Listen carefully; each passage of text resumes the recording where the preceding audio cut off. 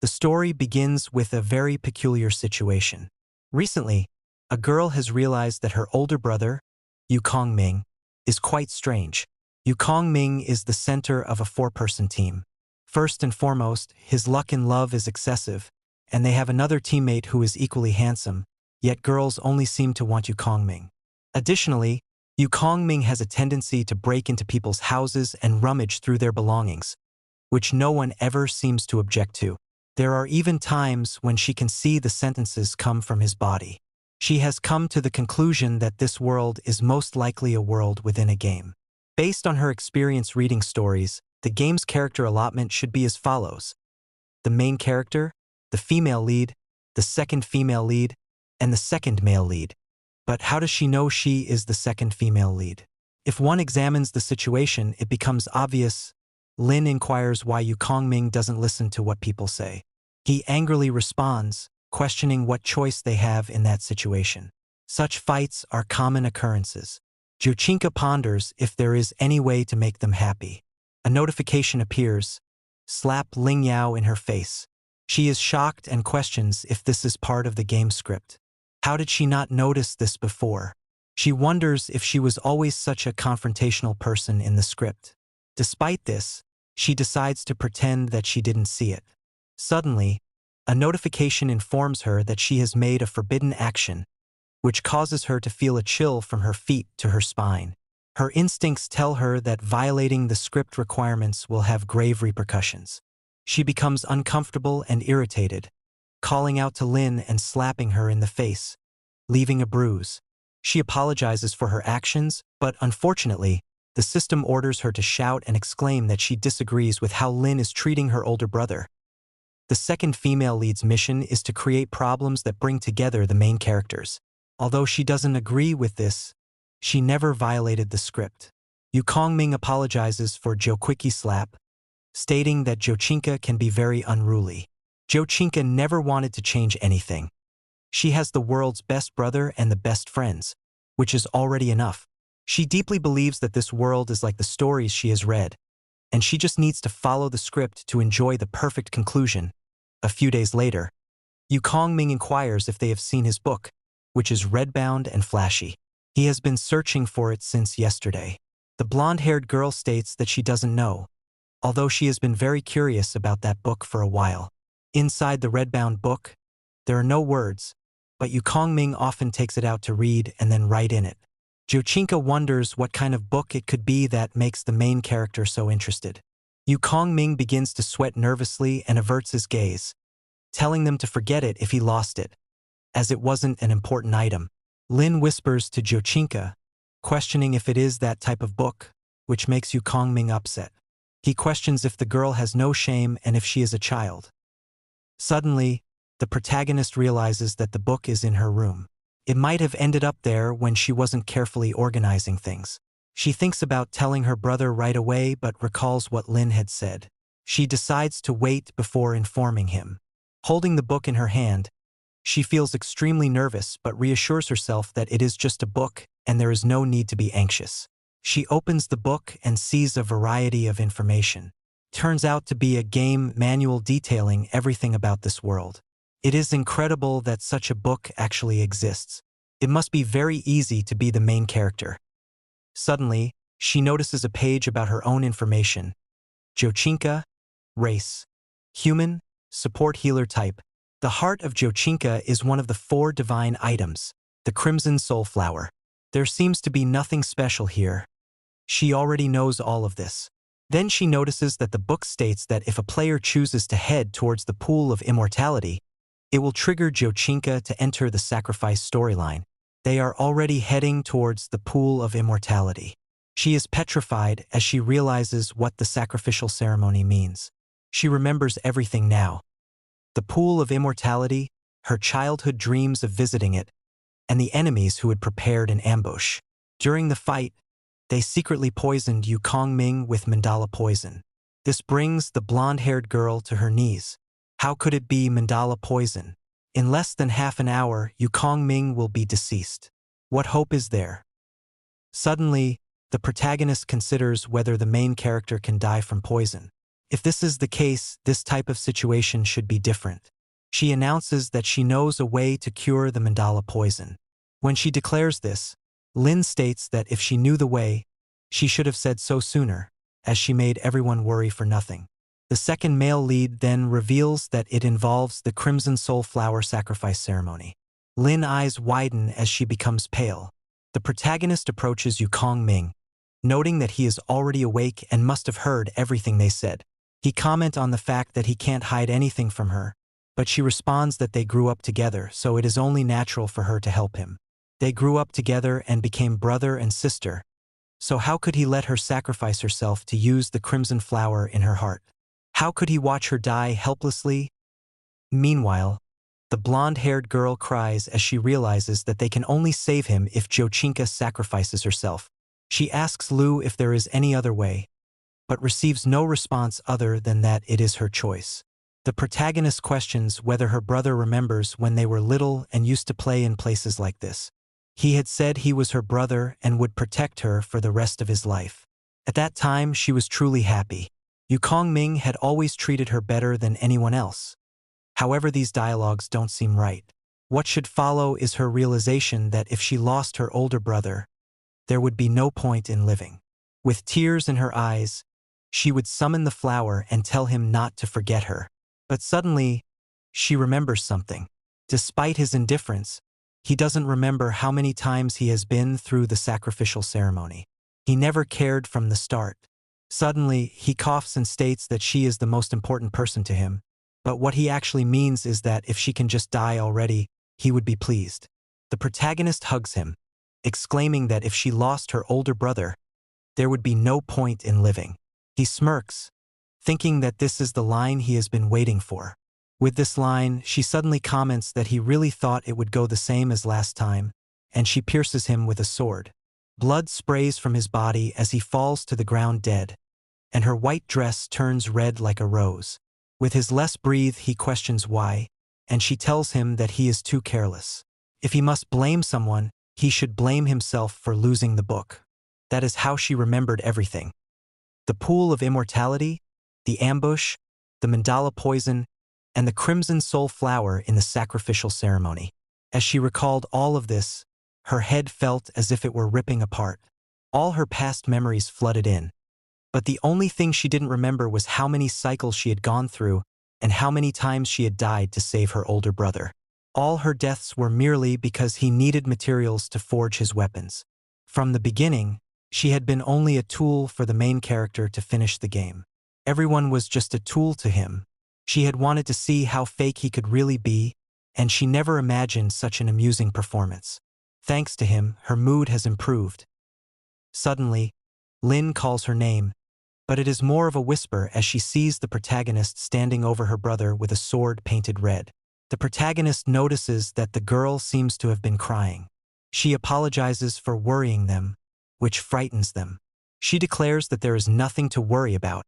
Suddenly, the game notifies that the character has done forbidden actions, but she continues, stating that there won't be any more problems.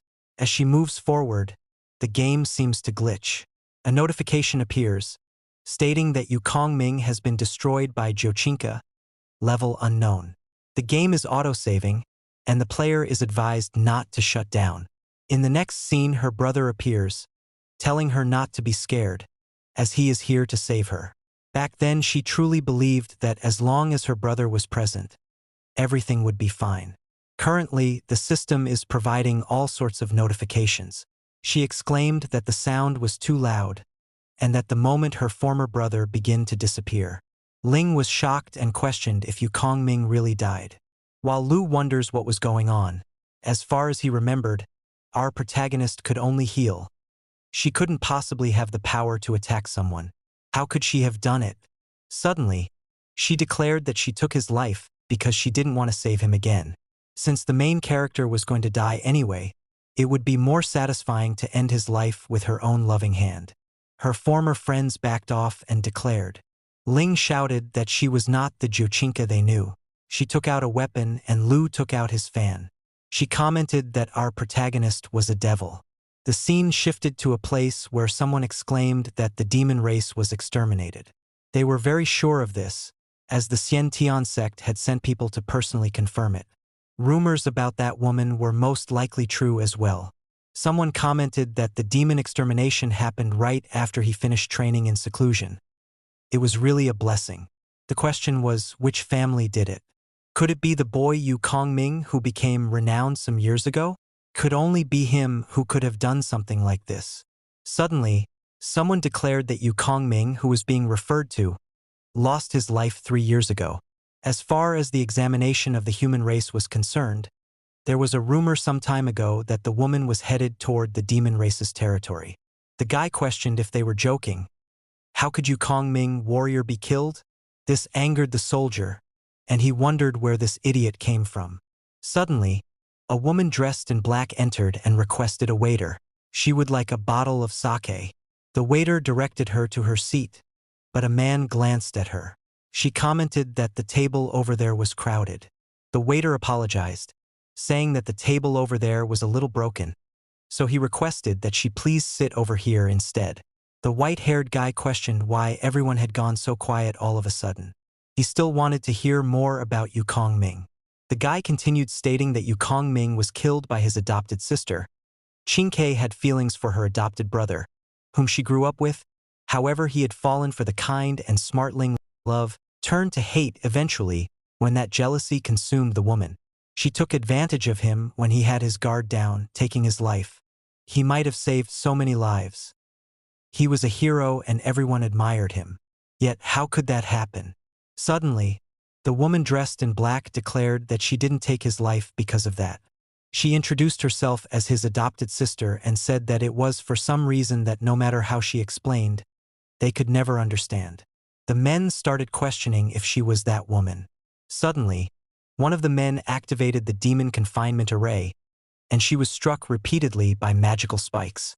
Immediately, the men removed their swords and attacked her from all sides, exclaiming to avenge Yu Kongming. The white-haired guy was shocked. He only stared at this. He pondered if they had been waiting in ambush all this time. Moments later, she was pierced with swords all over her body, and the men stood over her, thinking that their preparations had not gone to waste. Thankfully, no one was injured either. It was a huge success. The guy smiled, thinking that the woman wasn't as troublesome as rumors made her out to be. Because of this, it was strange. Rumors about her might also be a joke. Suddenly, she appeared behind them, questioning what they were doing and why they would take the life of their friend. The guy quickly turned around, wondering when she had gotten behind him. Suddenly, the person pierced with swords in his body asked for help, declaring that it hurt. The soldier felt dizzy. It was hard to believe what he had done to his own comrade. He cried out in agony as Jochinka smiled. I never knew that I like crazy until saw this woman. He held his comrade, exclaiming, junior brother, then turned toward the woman, stating that she was a vile woman and he would take her life. He rushed toward her, but she remained composed. However, in an instant, she pierced his heart. Her face remained unmoving and emotionless, as if it were just another normal day. It was so sudden that no one could even react in time. Then they remembered the rumors. There were many rumors about that woman.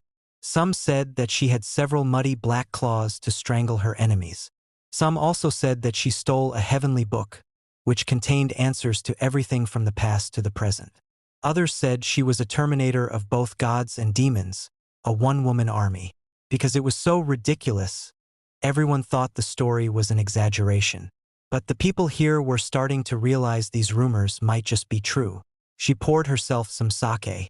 With her long spikes, her eyes were red, but her voice was chillingly calm. She inquired what was wrong and why everyone was so quiet. People were always like this. They all came rushing in, speaking of avenging him, yet each time no one dared to move. If so, didn't that mean that only she could move freely? Not long after she declared this, there were only screams for help. Later, she exited the place. Fortunately, her clothes weren't stained by blood or dirt. However, she realized that there was still a survivor. She informed him that she didn't want to hurt him but suggested he not ambush her unless he wanted to end up like the others. She thought she should continue her seclusion training. As she walked away, she took a boat ride and calmly closed her eyes.